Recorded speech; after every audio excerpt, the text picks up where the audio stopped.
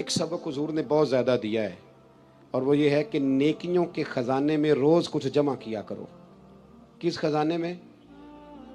چلے میں زیادہ تنگ نہیں کرتا، آپ بول پڑیں تو شکریہ، نہ بولیں تو میں تو جا ہی رہا ہوں۔ کس خزانے میں جمع کرنا ہے جی؟ اللہ آپ کو جزائے خیر دے۔ جس طرح ہمیں پتہ ہوتا ہے نا میرا مکان کتنے کا ہے، ہمیں پتہ ہوتا ہے میرا موبائل کتنے کا ہے، پتہ ہوتا ہے کہ میرے بینک میں پیسے کتنے ہیں۔ کیوں جی؟ پتہ ہوتا ہے نا، خبر ہوتی ہے ساری کہ اب میں کتنے میں ہوں، اب میں کتنے، پتہ ہوتا ہے نا۔ اسی طرح نا ہمیں یہ بھی پتہ ہوتا ہے کہ میرے پاس نیکیاں کتنی ہیں، ہمیں پتہ ہوتا ہے۔ ہم ذکر کریں نہ کریں، بات کریں، ہمیں خبر ہوتی ہے۔ لیکن پیسے کم پڑ جائیں تو بڑھانے کے لیے صبح محنت شروع کر دیتے ہیں۔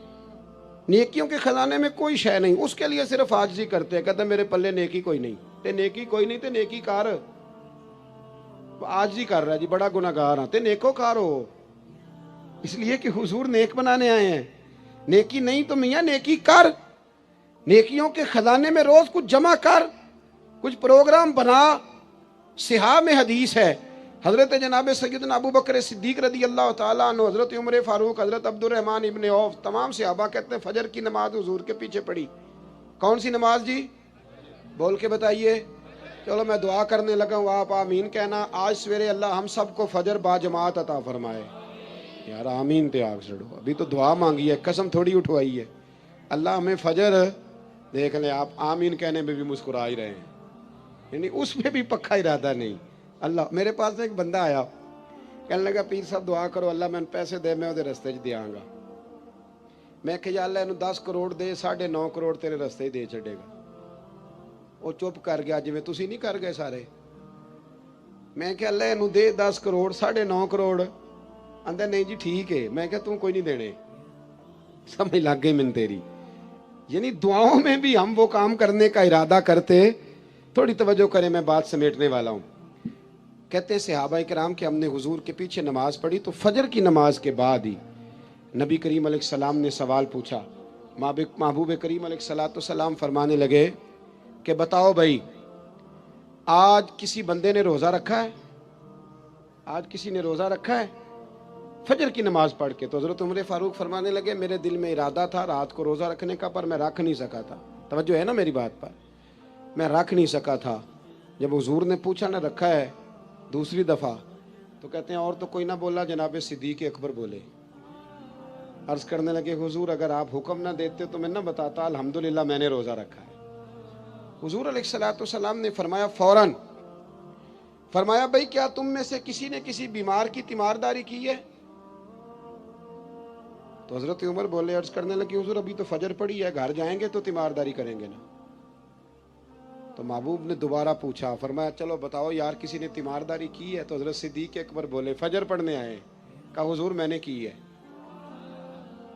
حضور نے فرمایا کس طرح بتاؤ؟ عرض کی حضور 2-3 دن سے حضرت عبد الرحمن ابن عوف نماز پڑھنے نہیں آ رہے تھے، میں نے رات کو پتہ کیا تو پتہ چلا بیمار ہیں۔ مجھے پتہ ہے کہ رات کو وہ جلدی سو جاتے ہیں پر وہ تہجد میں ضرور اٹھتے ہیں۔ تو یا رسول اللہ میں ذرا جلدی اٹھا تھا تو فجر پڑھنے سے پہلے تیمارداری کر کے آیا ہوں۔ حضرت عمر کہتے ہیں میں حیران ہی رہ گیا کہ یار یہ بندہ کسی اور کو بھی کبھی آگے گزرنے دے گا۔ فرماتے ہیں حضور نے تیسرا سوال پوچھا، بتاؤ کسی نے کسی مسکین کو کھانا دیا ہے؟ تو حضرت عمر کہتے ہیں میں پھر بولا حضور ابھی تو دن چڑھا ہے، فجر پڑی ہے، باہر نکلیں گے تو کسی مسکین کو دیں گے۔ تو حضور مسکرائے، فرمایا عمر تو ذرا چپ نہیں کرتا؟ تو حضرت عمر کہتے ہیں میں پھر سمجھ ہی گیا کہ بولنا کس نے ہے۔ حضرت صدیق اکبر بولے، عرض کرنے لگے یا رسول اللہ اگر آپ حکم نہ دیتے تو میں نہ بتاتا، میرے حصے میں یہ اللہ تعالیٰ نے نیکی عطا فرمائی ہے فجر سے پہلے۔ وہ کس طرح؟ عرض کی حضور نماز کے لیے اٹھا ہوں تو میرا پوتا بھی اٹھ گیا تھا۔ حضور میں نماز سنت ادا کرنے لگا یا نفل پڑھنے لگا تو اس نے اپنی اماں سے روٹی کا مطالبہ کر لیا، تو اس کی اماں نے 2 روٹیاں بنا دی۔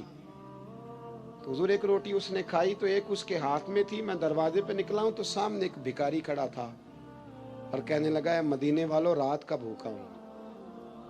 کہتے میں نے اسی وقت اپنے پوتے سے وہ روٹی لے کے اس مسکین کو دے دی۔ اے مدینے والے حبیب اگر آپ حکم نہ دیتے تو نہ بتاتا، میں نہ فجر پڑھنے سے پہلے مسکین کو کھانا دے کے آیا ہوں۔